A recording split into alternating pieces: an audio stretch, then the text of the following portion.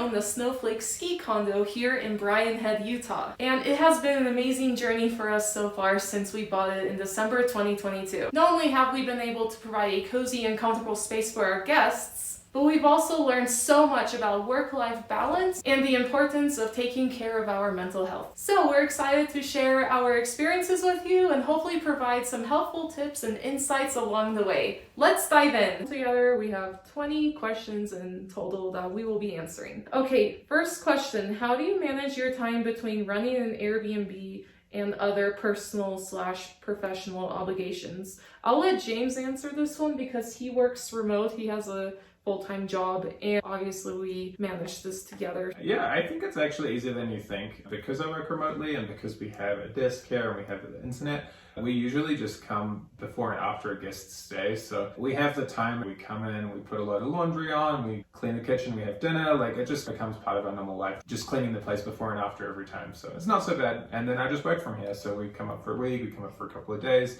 And it's sometimes we're here for a few weeks, actually. Yeah, it's easier than you think. But if we had back-to-back bookings all the time and we had to come up like same day, that would be more tricky. Then Brianna would probably come by herself and I would just stay at home and work. There were times that we actually woke up at 5 a.m. to come here so he can take his morning stand-up call. And then just as we get here, he just goes straight to the desk, starts working, and then I start cleaning the place.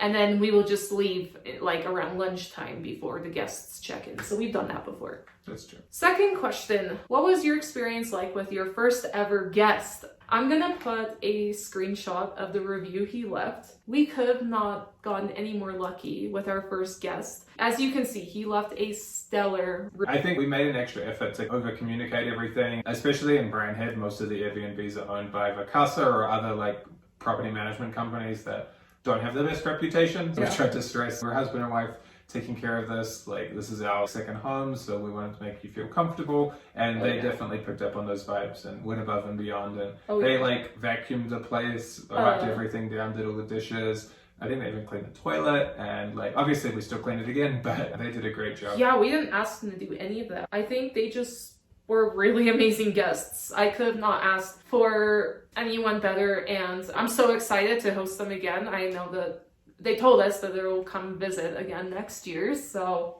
they're always welcome back, of course. I think they are my favorite guests we've had so far. Okay, question number 3. How far is Bryan Head from major cities like Las Vegas or Salt Lake City? So Vegas is about 3 hours, and then Salt Lake... Is it like 4.5? No, because that's the St. George. Here, I will look it up right now. 3:45. Okay. So yeah, a little under 4 hours. Bryan Head gets the Vegas crowd for sure. It seems like almost everyone I meet here is visiting from Vegas. And if you do come not in winter, it's obviously faster because there's other roads and you can go faster, because sometimes the road can be a little bit scary and you want to go a little bit slower when there's a blizzard, for example. Okay, question number 4. How much money do you make or lose on average per month? So I feel like this question actually might have to be for a later video. I'm not sure why I included this one. We've only been making revenue since February, and right now it's April, so it hasn't even been 3 full months yet.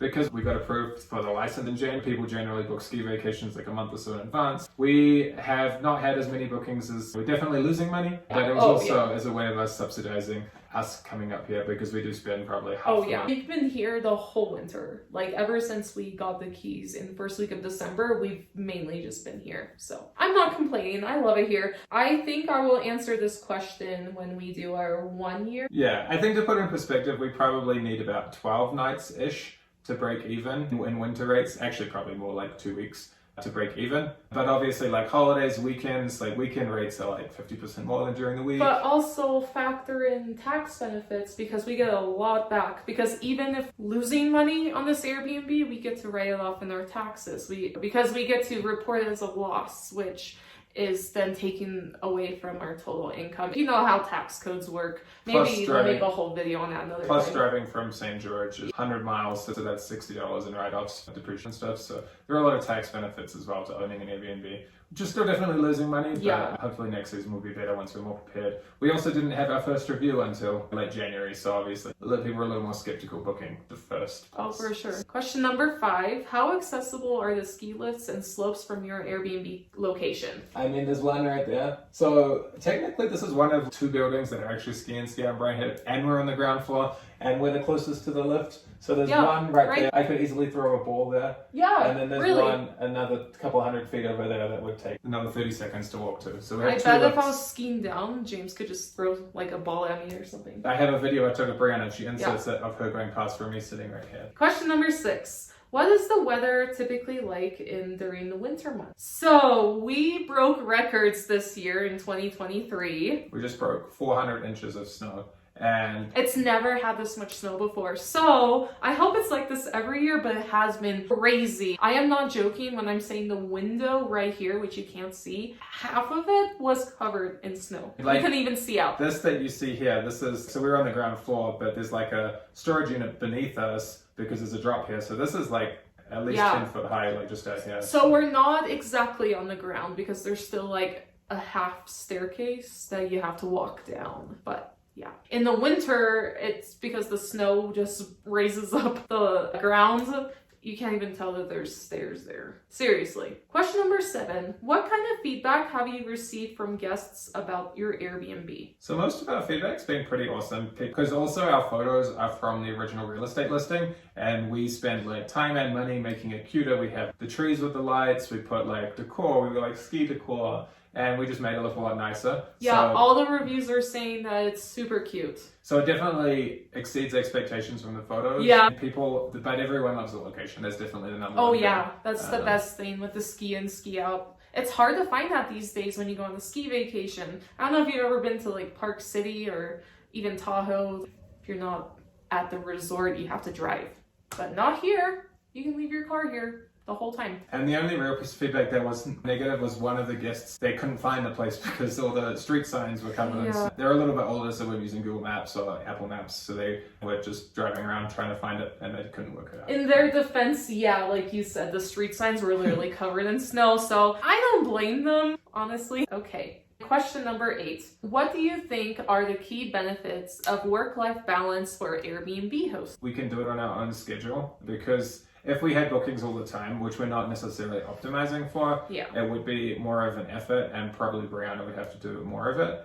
But because we have so much time in between bookings, because it's usually weekends that people are up here, and we come up and spend the week, so it's just it gives us a chance to escape. I also enjoy working in different environments. That's very helpful. Yeah, we have a really nice setup for working from home. I actually just put up a tour of our Airbnb, so if you want to check it out, but I'll go ahead and insert in the clip of James working on his laptop. It's a pretty sweet setup. Okay, question number 9. Who cleans and manages the Airbnb? I do most of it, obviously, but that's also because James has a full-time job. But it depends, because if we're coming here on a Saturday morning and we just have 3 hours, then obviously we're working together on that. It really depends. I pretty much do all the washing and like I do the dishes, I make the beds. Sometimes it just makes more sense to work as a team because we're in a time crunch. And then the management's pretty easy as well. Airbnb allows us to both be on there, so yeah, we're co-hosts. I'm usually more responsive, so I usually respond to them. But my ADHD is so bad. But yeah, to be honest, our communication with guests, we over communicate, and we haven't really had any real communicate, except the person that got lost, they call us, but other than that, it's been and we picked up when they called us and we just guided them where to go. And honestly, if you're one of our guests, like never hesitate to text or call us. We obviously want you to have a good trip, so it's no problem to call us. We always make sure we don't have anything major going on during that time.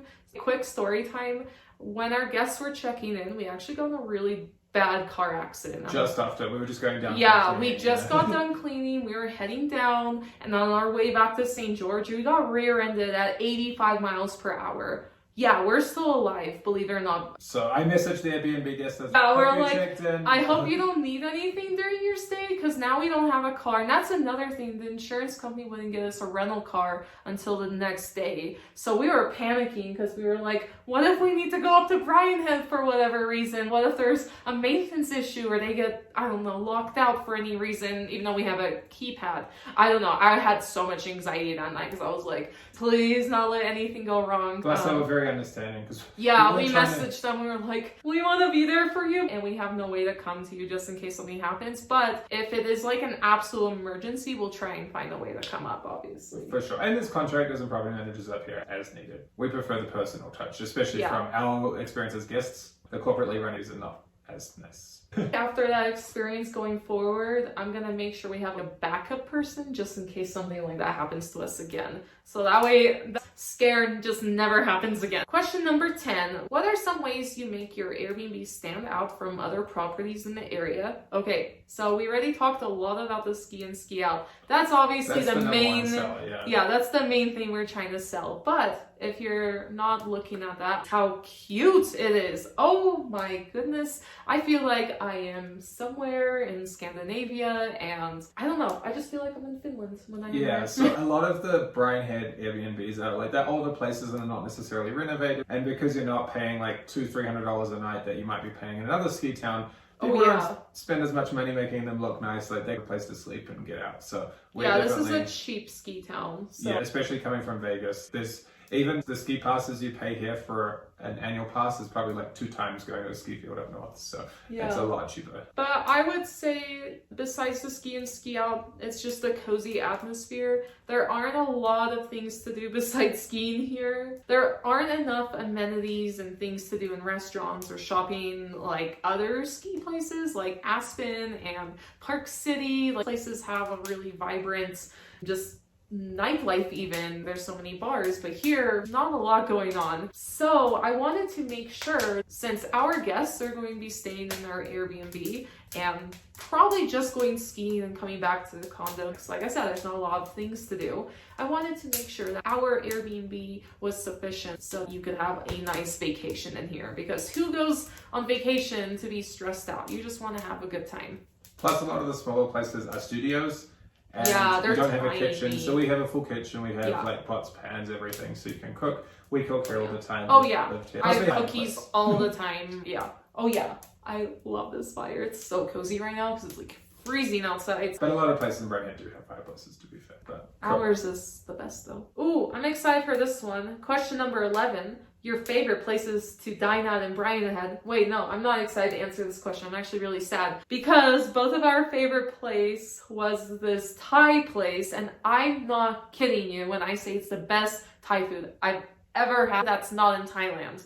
Oh my goodness. Because one of the owners who makes the food, she moved straight from, she's Thai. She moved straight from Thailand. So she cooks traditional Thai dishes and... Yeah, not like a lot of American Thai places. Oh yeah.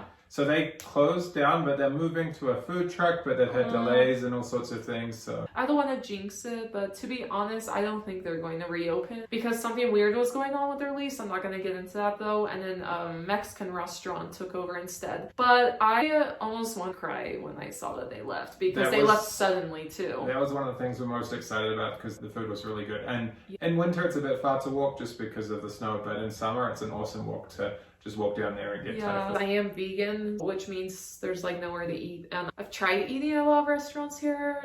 They're not vegan friendly at all. So the Thai place was though. Yeah, the Thai place was. So that's also why I'm really sad because that was literally the only place that I could feel comfortable eating. Hopefully they come back, supposedly in a food truck or in a shipping container. Question number 12. What's the weirdest or most unexpected request you've received from a guest? We haven't got really any requests because we try and... I can maybe think of one. Yeah, we haven't got anything really weird. But the only one I can think of is they're asking if we can provide... Okay, we do have a blow-up mattress, and that we just keep here just in case. But they're asking if they can set up or bring their blow-up mattress to the living area so they could fit more people. And we didn't really have a problem with it. It's just too small, in my opinion. I don't think this unit is big enough for more than 2 adults and then 2 like adult children, like young adult children. I feel like that's like the most. Question number 13.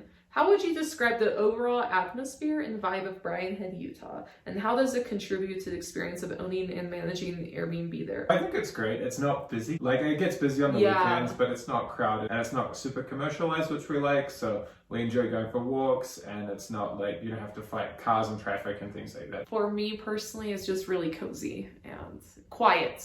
Okay, question number 14. How do you handle pricing and setting rates for your Airbnb? That's a little bit difficult because we're experimenting, but we just turned on the smart pricing and then we'll just manually adjust on busier periods. If you do promotions, you do end up we got more bookings through promotions. So yeah, we generally try and set the price at something we'd be happy with and then offer promotions to incentivize people to take it. But we have a 2-night minimum, which is pretty common here over the weekend, just because you don't want someone to book one of the nights because that's the... We have a 2-night minimum for now, but I keep changing that setting constantly because they extended ski season. All right, next question. Question 15. How do you personally enjoy the summer season in Brian Head, Utah? And what are your favorite activities or things to do during this time of year? Obviously, we didn't own this place in summer, but we did spend a lot of time here in the summer because we were actually shopping for a place. We probably saw over 20 places, but let's skip past that part. I love the summer here, but then again,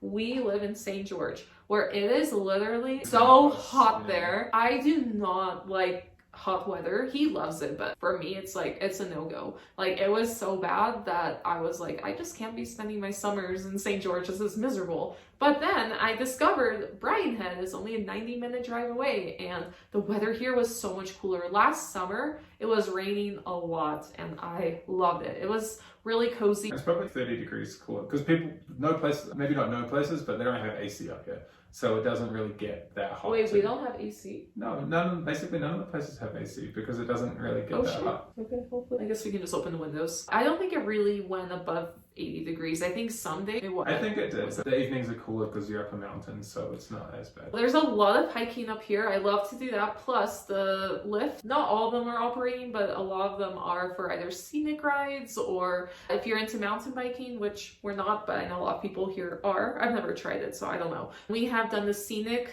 lift to the top, and then there's a trail that you can hike down. So there's a lot of hiking here. There's also Bristol. Monument. Oh yeah, there's Cedar Breaks National Monument that way. It's literally a less than 5-minute drive. And then we have Bristlecone Pond, which you can walk to in 2 minutes. It's just right there, and I know people like to go fishing there. I think there's some barbecues, and it's just nice to sit there by the water.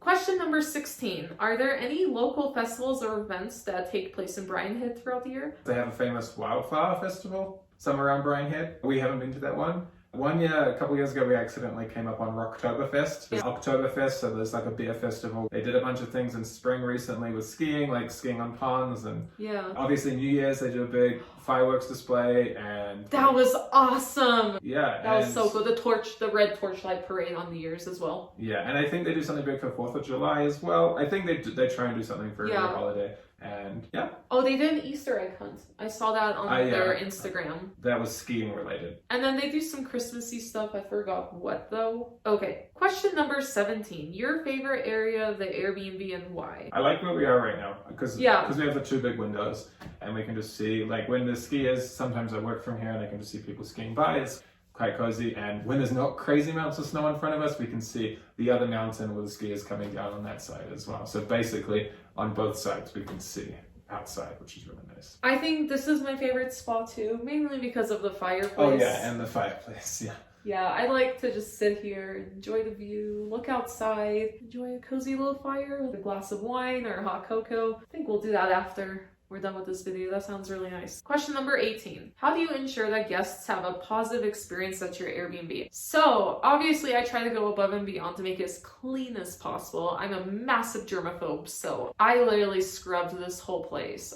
I washed all the walls. That's how crazy I was. I spent 2 weeks scrubbing. But besides that, I put all of my personal love into all the decor and little touches. I also make a little gift basket. Inside the gift basket, I like to put hot cocoa, I think they're called biscotti. People like to have them with tea or coffee, so I like to throw a couple of those in there. Ooh, I love to throw in some local Utah truffles. I love to support local companies, and especially when people sometimes are coming from other places, I just want them to just taste a little bit of the local flavor, just delights and treats that we have here. I like to put bags of popcorn. Every now and then I'll throw in like little random snacks because sometimes I'll find something interesting at the store and I'll just be thinking, oh, I think my guests will like that. And then lastly, I like to make a handwritten card. I try to research I can about the guests, not like on the internet, but within their Airbnb profile. Like one of them was celebrating a birthday recently, Yeah, so, she told us it was her birthday, so I wrote her a little birthday card.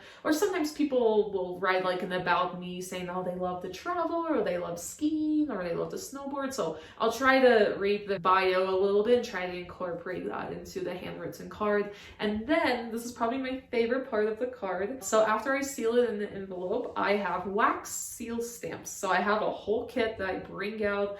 I melt the wax, I stamp it. Sometimes I put greenery or dried flowers. I also have gold flakes I like to throw in there, shimmer. I like to go crazy with it. I go way too extra. I just love being a host, so those little things makes a stay so much more pleasant for our guests. At least I hope so. I'm personally someone that really appreciates the fine little details. Question number 19. Has a guest ever broken anything? If so, what did they break? Thankfully, we've been pretty good. We did have a guest that broke like just the toilet roll holder, and they didn't tell us, which is fine. What is it, $10?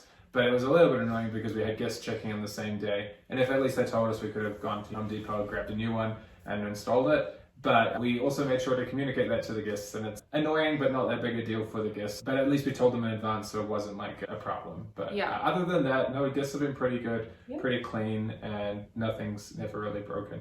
Thankfully, if something does happen, Airbnb does offer some insurance, and you can also make requests for guests to broken items as well. But we thankfully haven't had to do that. And we're reasonable. If it's just a wine glass, we're like, okay, fine. It's fine. But if you break a TV, then sorry, we can't afford to buy a TV or if all you the time. like damage the flooring badly, or you like flooded or something, obviously it's a different story. But. And it's different if it's an accident, but if it's just negligent. Question number 20. Last question. What advice do you have for new Airbnb hosts who are just starting out? I feel really weird answering this question because we are Airbnb hosts just starting out. But since we have now 6 or 7 bookings done, we're not brand new. So if I could give one piece of advice, set boundaries. We had a guest show up hours, like several hours before their check-in time. And that was really frustrating for me because we were in the middle of cleaning and they insisted to come use the bathroom. They had the passcode to come in. They came and used the bathroom and I thought that was it. They came back a few more times to drop things off and to ask us questions. And although we're happy to help out, it's just we didn't allocate for that time that was wasted because that made us take a lot longer to clean. And also it wasn't ready. We had like our vacuums and mops and things everywhere, like bedding, and we were scrambling to get it all done because we were already short on time. That being said, I would recommend that you always just set those boundaries because I was not expecting for that to happen, especially since they didn't warn us. They just showed up. Because that's also what was concerning me. The time they showed up, another guest could have been here that hasn't checked out yet. So that's why I had a problem with that because it clearly says what their check-in time is, but they did whatever they wanted anyways. That's my piece of advice. Have boundaries. If you have a check-in time, that's your check-in time. If you have a checkout time, that's your checkout time. Be very rigid with the rules because otherwise people will just take advantage of you. Yep. And for me, which I think we did very well, is we stayed in the Airbnb ourselves. Yes. And we did for an extended period of time. So we've definitely stayed in Airbnbs that are corporate and they don't have a bottle opener, or they don't have a can opener, or they don't have a bowl, or they have pans and they don't have lids. Just like really small dumb things that if you lived in it, or for example, we realized, the lighting in the bedroom isn't so good, let's change that. Yeah. We really wanted to have USB plugs so we could plug in our phones. Let's replace that. And we made it good for us such that it'll be good for other people. Actually, that was really great that James did that. James just went ahead and installed some outlets where you can just plug the cable right in, and I'm really glad that we did that because you have no idea how many times I've traveled and I forgot the little brick and I'm like, no. Okay, that is all of the questions. Thanks for tuning into our Q&A about owning and managing an Airbnb. We hope you found it helpful and informative. If you're interested in booking the Snowflake ski condo in Brian Head, Utah, head over to the description of this video and click the link for our Airbnb listing and book your stay. We can't wait to host you and provide you with a cozy mountain getaway that's perfect for relaxation and adventure. Where should we look next to buy our next Airbnb vacation rental? Stay tuned to find out. And if you have any questions about being a host, feel free to drop them in the questions below. And we also have a link if you want to sign up as an Airbnb host yourself.